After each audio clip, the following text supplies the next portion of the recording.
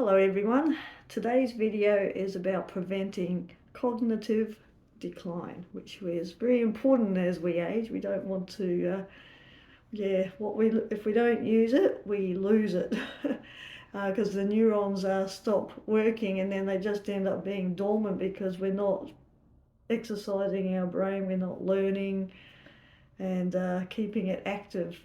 Now, a lot of my information that I'm going to put forward to this today is Dr. Norman Doidge's two books, The Brain That Changes Itself and The Brain's Way of Healing. These are two excellent books and they are packed with so much information.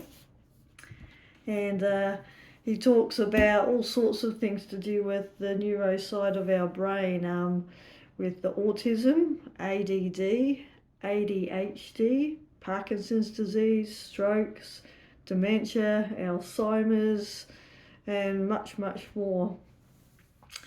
Now, he talks about, there's lots of case studies in there too, so, lots of science, lots of information, so I recommend those two books.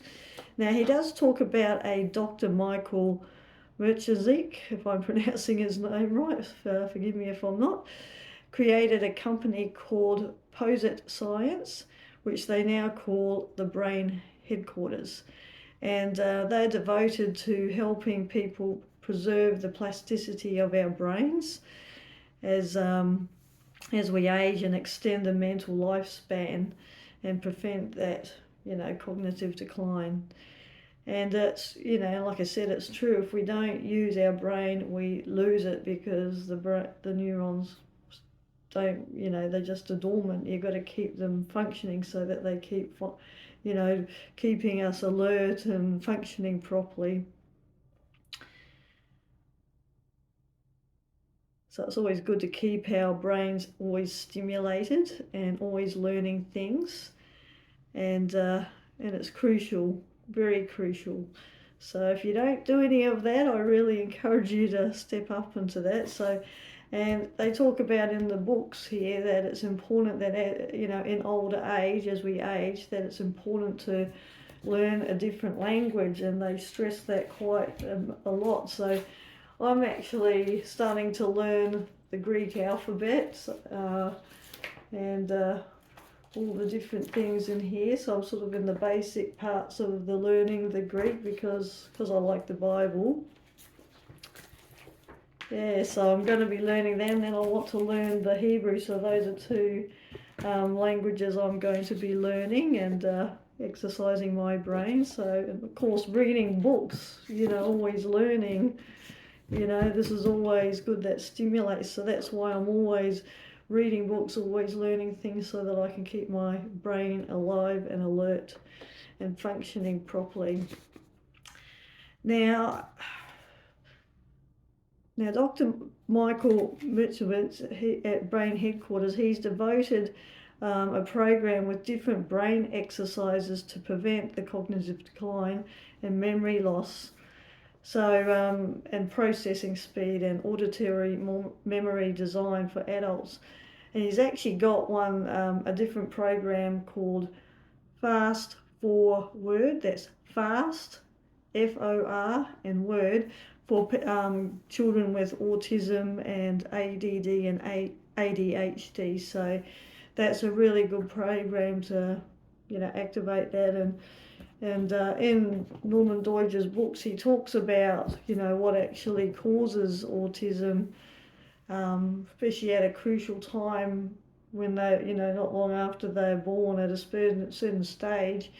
If there's so much white noise around at that crucial time of development, that properly, and it causes a lot of problems. But anyway, read the book and you'll get more information on that. To the adults program, that's at the Brain Headquarters, HQ. That's got exercises to build the brain's basic ability to process sounds, which is very important because we can lose our hearing as we age, and refixing our ability to hear, which is also very important. And the exercises increase the processing speed in our brains, making basic signals stronger and sharper and more accurate, while stimulating the brain to produce the dopamine, which is very important to keep our brain active, because as I've said in my other videos, the dopamine, oxytocin, serotonin, and endorphins are crucial and important brain chemicals, positive brain chemicals that help us heal and keep us in the parasympathetic state. And I looked on their program, and it looks on their online website, which I will post in the description below. And you can use the programs. Now, I have looked on some reviews, and some people go, oh, it was so boring, but I don't think they're understanding the importance of the exercise. Yeah, it could be boring for some, but it's still stimulating the different parts of the brain. So it's vitally important to, keep that in mind and just go with it anyway, because many others have said they have found an improvement in it. But it's something I'm going to seriously look into, because I want to keep my brain sharp and active and functioning properly. I don't want to get any cognitive decline, which I believe I did have before I joined Reorigin and doing the neuroplasticity. I really feel like I've started to sharpen my brain, since doing the neuroplasticity, the program with Reorigin. So I definitely recommend Reorigin. I think everybody should do Reorigin and, do the program and help with all their different areas in life that they're dealing with. And a lot of activities are really, really good for keeping our brain active, as well as like doing anything that causes us to concentrate, like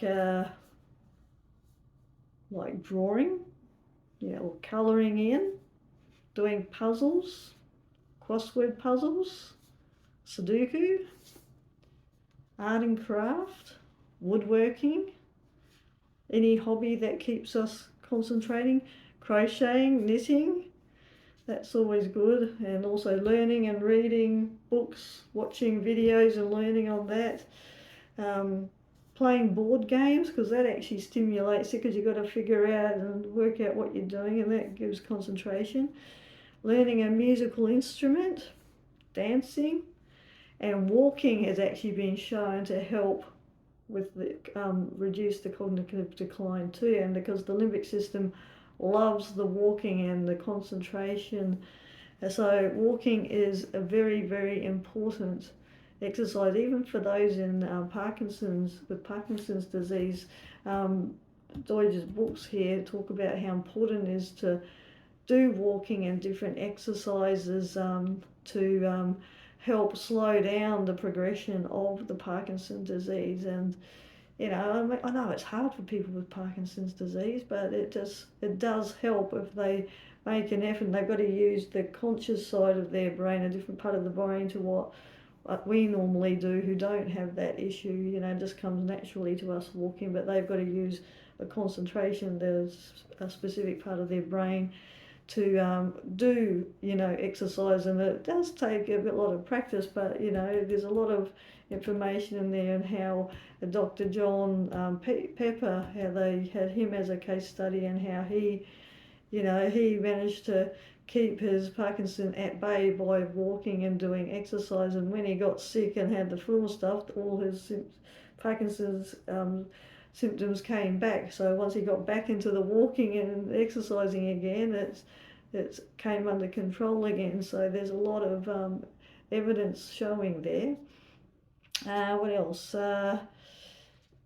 Doing consistent natural movements of the limbs, that all stimulates it. Even if you're bedridden or you've got chronic fatigue syndrome, even in bed you can do these different exercises, in bed, and do stuff with your legs, shake them all around, and there's some videos on YouTube that you can look for, bedridden beginners exercises, and there's some things that you can do in the bed. And if you've And also, you got to start slow with the exercising too, like Tiny Habits. This is another good book to have. You shrink shrink the habits down and start small, and then slowly build up. So if you have chronic fatigue syndrome or something like that, just start off with one, push along the wall, the wall, and then just do that for a week, and then go two, one, two, and then just slowly, incrementally train from there. And you can slowly build up your strength. And you could just maybe start, by getting out of bed and doing one step, and then get back into bed, and then the next do that for a week, and then try again, and then do two steps. Even if you feel tired afterwards, that's fine and normal. But just allow that to happen, because you've got to think about it this way. And that applies to anyone, even when I'm trying to do different new exercise things, the limbic system and the nervous system. They go, oh, you've been keeping me moving this way, and suddenly you're doing something else. So there's a bit of kickback there.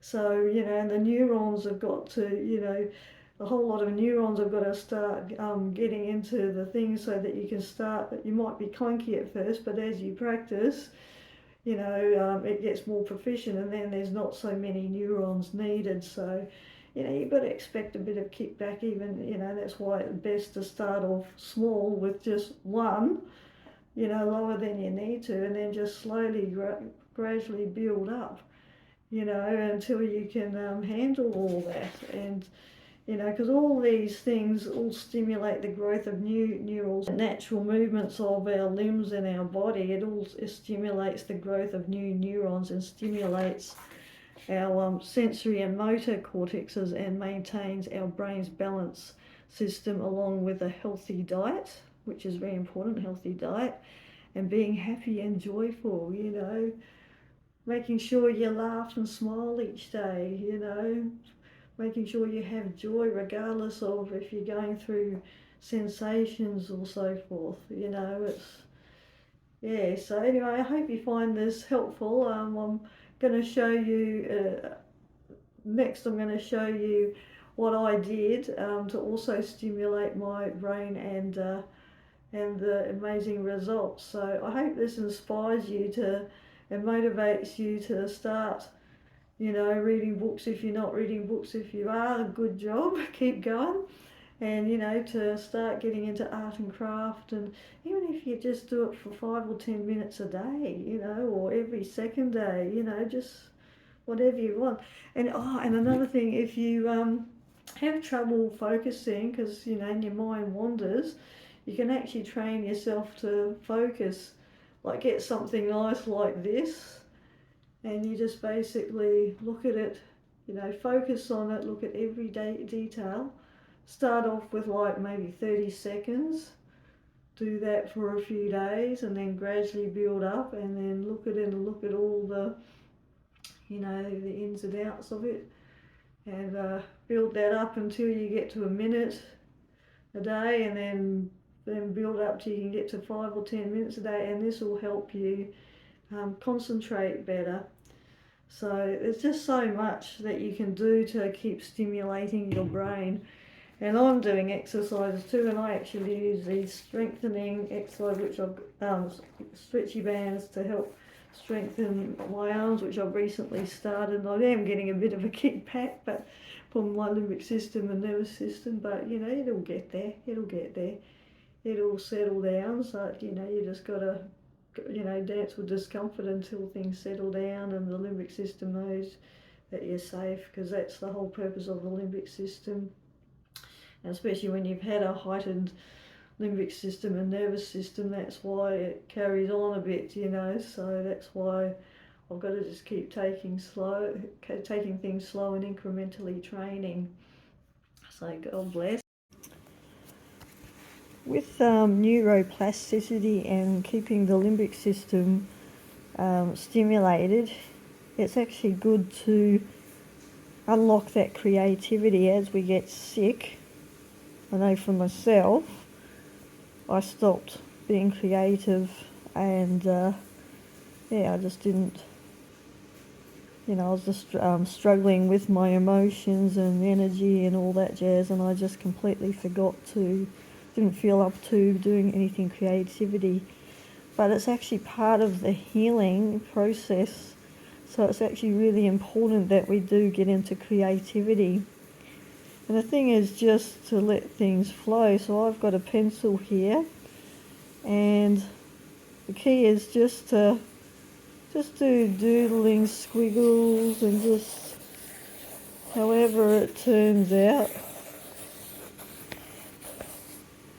And then with the other hand, so switching over the pencils to the other hand, and then just doing squiggles. That way, where they end up there. And the good thing about this picture is I have no idea how it's going to finish. So now that I've done that, what I'm going to do now is I'm going to get a Sharpie, and I'm going to go all around these and make sure I stay in the line, because that actually stimulates the limbic system and uses both sides of the brain, because I've used both hands to stimulate the limbic system too. So I'll go and get a Sharpie now. Our Sharpie has gone walkabout, so I'll just use just the black texture, and I'll go around there, and I'll colour it, and I'll trace around, and then I'll eventually colour it in, and however it turns out. It's actually quite fun. And it's important that especially as we age, we don't want that cognitive decline. So it's important that we stimulate our brains. And in this book, Norman Doidge totally recommends that as we age, that we should learn a different language to stimulate our brain. And also reading books stimulates our brains. Learning Things and Tiny Habits is another good book to read. There's lots of good books to read that we can learn. And so it's important that we keep learning things so that we can keep stimulating our brain, like even crocheting, knitting, Sudoku, word puzzles, anything that really stimulates our brain and keeps it working, keeps it active, and that will actually stimulate it.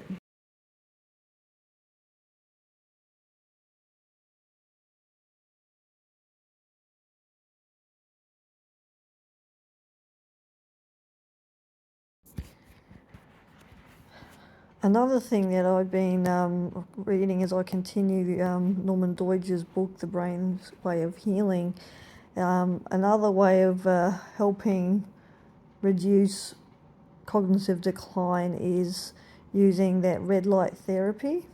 He presents a lot of case studies there as well, so yeah, he's really inspiring me to get some red light therapy device for home, because I think that would be the cheaper option.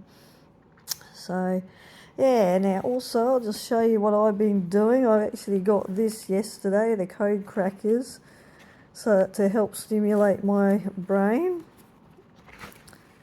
and I've completed the first one. So that's been fun, and I've been colouring in. I've been printing these off from the internet.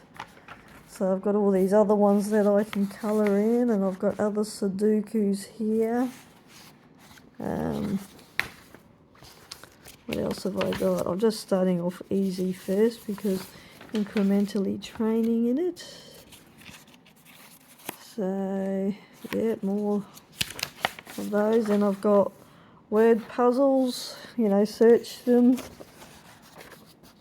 and easy crosswords. I just sort of found from online, and other crosswords. And there's some more of the colouring in that I've started, and just doodling. You can set the timer for about 5 minutes, and then you can just doodle and see what comes up, whatever. And that's what came up with me. And then you've got that free writing, where you just set the minute for 5 or 7 minutes, and you just, you know, start writing whatever comes out of your brain, you know, write a little bit of a story and get creative. And this one, no, that's not this one, no, that was another story I did. But this one is a real funny one. The other day I set the timer for 10 minutes and I used my other hand, my non-dominant hand, to write this, and man, the writing's so messy. But I had to really concentrate, but I could tell it was stimulating my brain in a good way. And I felt tired afterwards, understandably, because I was really concentrating. But man, I laughed afterwards because it took a lot of concentration. Then looking at the writing afterwards, it was just hilarious. Anyway, there's just so much things you can do to keep, you know, your brain active and stimulate it.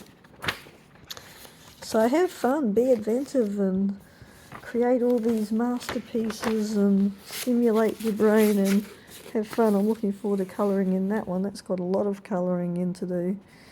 Anyway, I hope you found this helpful. God bless.